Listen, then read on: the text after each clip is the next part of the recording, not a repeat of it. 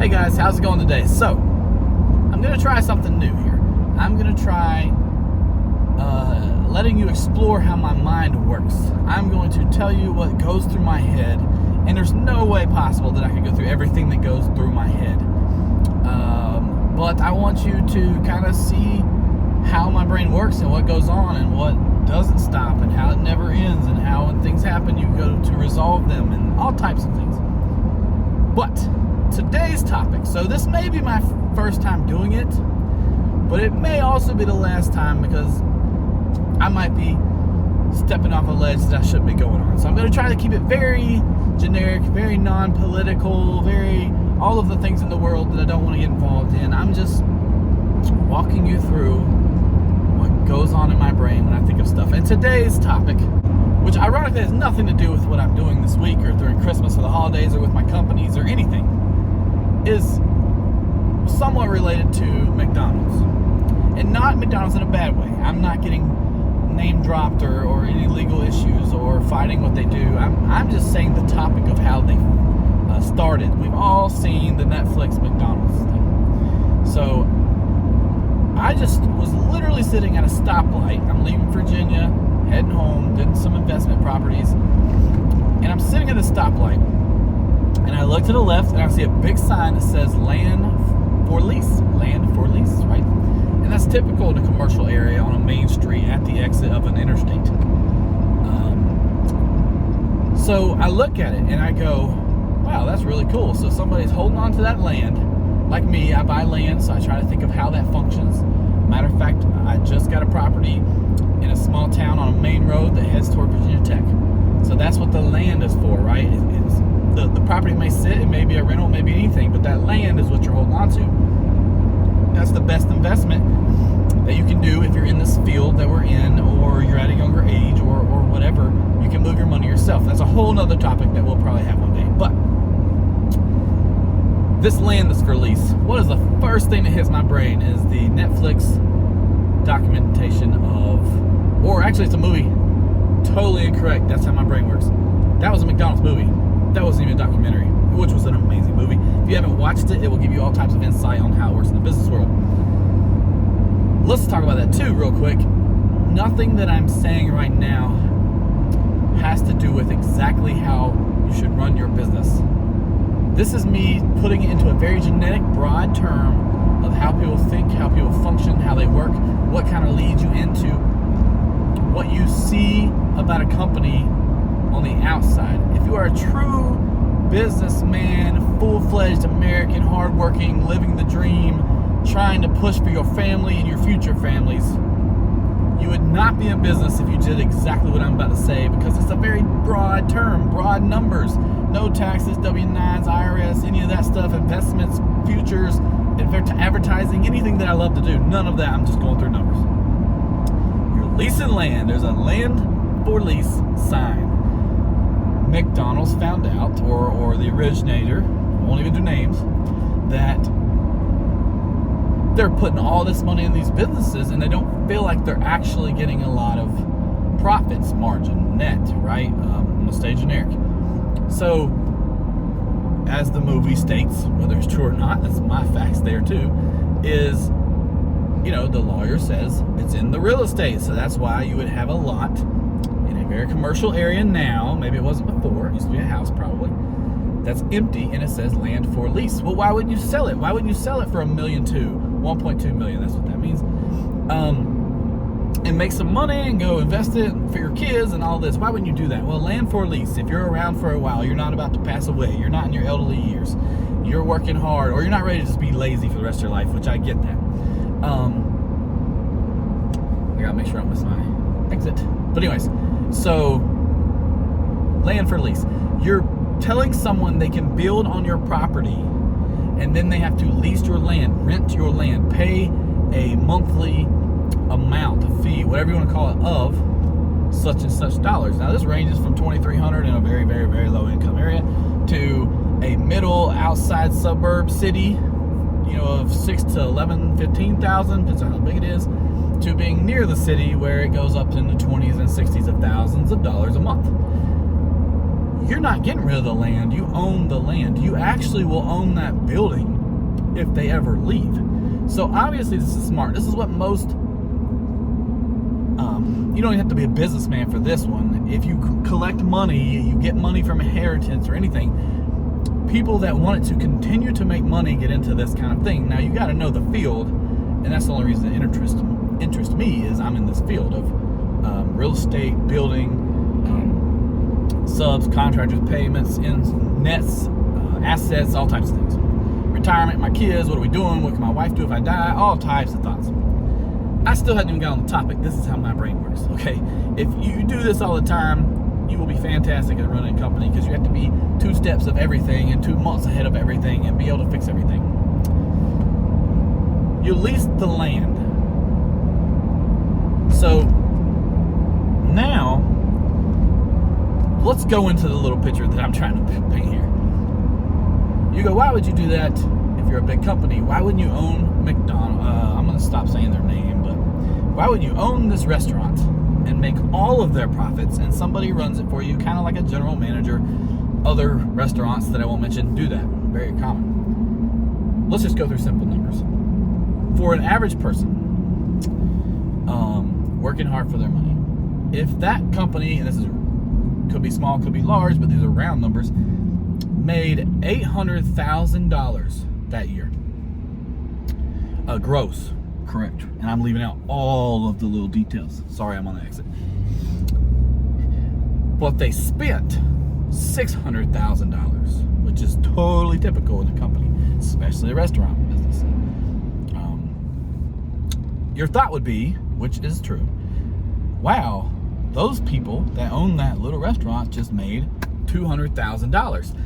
This is absolutely a true statement. For the average hardworking American, that is amazing money. Now, what you do with that $200,000 is a whole 15 other conversations. There's probably doctorates, degrees in that conversation right there. But it's still a lot of money for someone that started a restaurant that probably had no college degree. Maybe they did, but they didn't, that was their passion. They didn't grow up with a silver spoon, all of the above, yada yada. So now put that on a big scale, and we know there's way more restaurants than this, but if you multiplied it by 100 of those stores or restaurants, that 800,000 is now 80 million, and then that expense was 60 million. Now this is the big conundrum that you run into, is people go, whoa, hold on, that CEO just made $20 million. I mean, that's our problem with society nowadays, is everybody has to make a bunch of money and and they don't care about their employees, and they could close the whole company and they still have tons of money. And holy cow, if that's not the farthest from the truth for a business person that was not handed a company from generational or lucked out of the draw of lottery, right? That's not true. And again, I'm sure that thought will come up one other day, but let's go into this now. So that 200,000 that an individual made on one company himself, he could do whatever he wants with it, right? It could be part of his income. That's a whole other conversation too on what you should draw. It could be an investment in a new machine in the restaurant. It could be new tile in the floor. It could be new toilets. It could be stock management, which restaurants don't need a lot of that, but I mean, there's all types of things. More employees, but that's still doable on that kind of money as you're building, and that's just when you're starting out. Yes, they could build their company and make more profit every year, but let's get back to the 200. Now you got 20 million that this CEO made, but you have 100 stores. Again, there are far more of that company. I'm talking about in general round numbers. 100 stores. And without diving too deep, like I said, into any of the other numbers, you have to maintain these 100 stores. You do, not the person running it. There's no kind of like, I did it with my buddy and we fixed this, or we got a good deal on the tile, or we're buying this product, or this year we're only going to do this, because we all know good and well that if you own the company, then that person's going to ask for everything they can get. It's their job almost to make sure they can get everything out of you so that their business is the best of those 100 businesses. So you're spending more than that individual would have spent. So 20 million gets broke down into what you have to refurb all those. Now, You already have these companies rolling, which means you have CPAs and accountants and oh my gosh, how many secretaries and offices and call center, whatever you want to do. You're not only paying all of those people, but in order to keep them rolling, you're really having to build new stores. It's an exponential stop. A whole nother conversation that took me years to figure out now is it is actually harder to stop growing and even exponentially harder to shrink. I don't know if that's the right word, but people tend to understand it better. To downsize, to get your capital overhead, all your expenses lower so that you enjoy life. Remember the 200,000 guy as opposed to the $20 million guy? That does not mean you enjoy life better, okay? Because we're going through it right now. So you really have to keep building stores. So now you build, let's say another just to keep it simple, 2 to 5 stores. You have $20 million. I mean, let's look at the economy right now. How many stores do you think you'll get with $20 million? Now, yes, you're going to do loans and rotate and all that crud because that's what businessmen do. But of that $20 million, let's say you get to keep 2. Just being completely real, $18 million out the door. Because that's what everybody thinks, is it's just free money, right? And honestly, if you build homes as a general contractor, to go back to my roots, this is really close to the mentality that you need to understand. You can build your company to be better and bulletproof and not have to deal with all this. But when you start, sometimes it takes people 20 years, their whole life even. But you can expedite it to around 5 years, and I can tell you all that. But so the 20 million turned into 2 million for a CEO himself. It's still good money, do not get me wrong. But here's the feeling I want you to see. I tell anyone that comes up to me and says they want to be a builder, because I love it and I have the passion for it. When I started all that, and it was just doing that, and I want people to keep doing it. It's inevitable. Somebody has to build our houses, and nobody's really doing work anymore. This next generation. So 2 million. So you made $80 million, and you spent $78 million. I mean, all those employees, right? All those investments, all those new properties that you bought. So you spent $78 million. Now, I'm not even gonna do the numbers there, and I should have started with a different round number so I could just do it on the fly here. But the percentage of that is ridiculous. If it was 100, it would have been, right? You earn 2%. So let's just kind of guess and say it's down there in the 3.5%, 4% that you're making. I'm gonna stick with 3.5. That's my guess. So y'all test me on that. Anyways, so you made 3.5% on $80 million. It's still good, but how much work did you deal with? How many phone calls did you get? How many employees fired and hired and drama and this and that you had to kind of control, which obviously you hopefully have HR and all that doing that, but I'm just saying. So let's get back to, why would you lease it? Why would these restaurants be better leasing it? And let's just start with economy drop. All of a sudden these restaurants are dropping because of COVID and all types of things, right? It's because they're revolving all of their companies. So when they get hit, they get slammed. When you have smaller companies revolving it, yes, that person went from 200,000 to, I mean, really, I think it was the opposite with food, but for the sake of argument, 200,000 down to 120,000. They made less money. Woohoo! That's still livable. It's still doable. Don't buy new equipment that year. Buckle down. I call that ramen noodle month, or ramen noodle month. When I first started doing tile, I had ramen noodle months. And when I really was doing good, I started chopping up hot dogs and throwing them in my ramen noodles while they were cooking. That meant don't spend nothing, because you're not sure when you're gonna finish that job, and that's the cheapest thing to eat. Flip side is you invest when you make it. You make sure that money's still there. You still have that money when you're eating ramen noodles, but you gotta be able to go back and do your ramen noodles.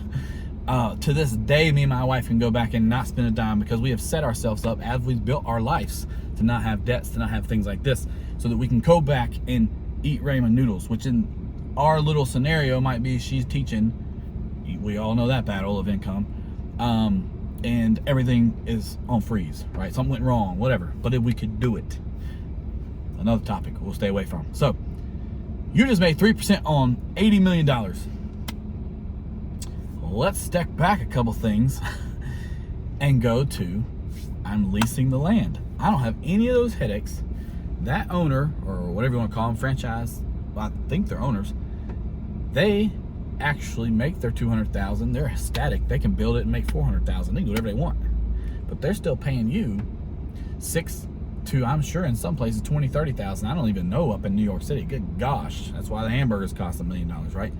So they're making $6,000 to $20,000, just to do the general public, a month per 100 stores, and they aren't doing anything except for, in their own best interest, advertising, coaching, giving materials, toys, things to your store to make you better, so nobody kind of regulating, monitoring. Like, these are very simple tasks, but not life or company threatening.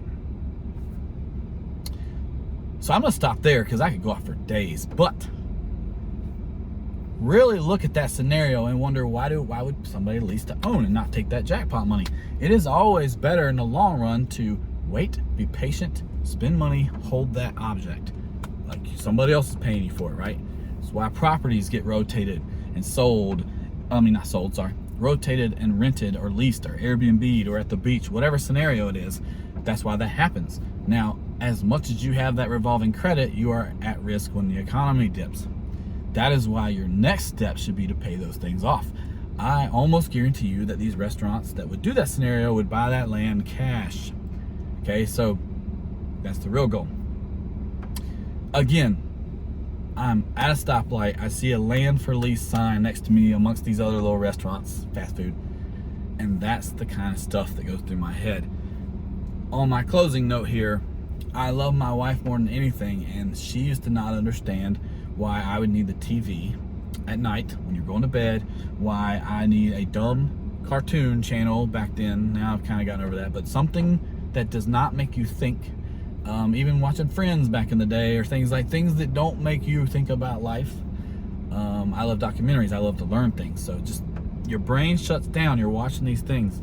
Also, don't try, real quick, you learn not to come talk to a entrepreneur type multitasking type minded person, because when they've gone through their whole process and gotten to the time that they're going to sit in their bed, it's done. It might be 1 a.m., it might be 8 p.m. I don't know what your schedule is, but it is done. So then when you go, oh, by the way, I haven't had a chance to talk to you, but this, and this, oh, right? You started our brain back up, and now we can't sleep while you go snore. Anyways, that is where this all comes from, is our brain. She made a mistake one night, and it's not a bad thing, but she said, what are you thinking about? Like, you're so concerned. She loved me. She wanted to know. She really feels for me. She's been trying to just understand me. Trust me, you're not going to understand. We don't understand you. You're not going to understand us. But what I'm getting at is, I decided to just say everything that my brain was doing at the moment. And I went on for probably 5 minutes, which felt like 30 minutes, of non-stop, and my sentences did not have periods as it moved to the next topic, and there was probably 14 topics, and then as those topics came out of my mouth, I heard other topics, and it kept coming, and I only did it so that she could experience what goes through my head. And she kind of apologized, not that you need to, and said, I cannot even imagine dealing with that every night. I love you, and I won't ask you again. It just goes. It goes. And if it's in a bad way, I tell my daughter that. If it's in a bad way, you'll do bad things, because your brain is still pushing you to do whatever you look at. That's a moral thing we'll stay away from at this moment. So, but if you're doing good things, or you invest in things that you love that make you money in the long run, be it vehicles, be it cars, land, houses, tools, make you money if you use tools, right? If you invest or play with things that make you money, you're golden. I'd always said that I would be broke if the things I liked or spent money on didn't make me money. And I get close to some sometimes, right? Saltwater fish, finally got into it. I was going down to Florida all the time. We were diving, we were harvesting, got my license, we were doing all types of cool things. Unless I had a store, which I got close to, but probably for the best, there's no point for me, because I'm the one spending the money, and you're never gonna really get it back. It was fun, but just get the project out. No loss of money. At some point, vehicles are there because you got tax write-offs, right? And we'll stay on that. Anyways, moral of the story, that's what I thought about. Randomly on the side of the interstate, getting on an on-ramp at a stoplight. Y'all have a good day. I hope that somehow this helped you, or you get to laugh at it, or it's just ridiculous. But I just kind of was going through my brain. I decided to record it because I just get rolling with that kind of stuff. I love helping businesses, and I don't feel like I'm worthy of it. No true businessman will ever feel so wealthy that he doesn't have to do anything in life. Because even if you come to that point, you're not fully a businessman if you're ready to quit it. I mean, because I always say I'm going to quit it and just enjoy life and my kids, and I still want to do that. But you think I won't be having properties or something going on the side? Absolutely. Like, it's in our DNA, which is why we typically need somebody that is not similar to us to help balance us and support us in different ways. So there you go, the mind of a CEO. Have a great day.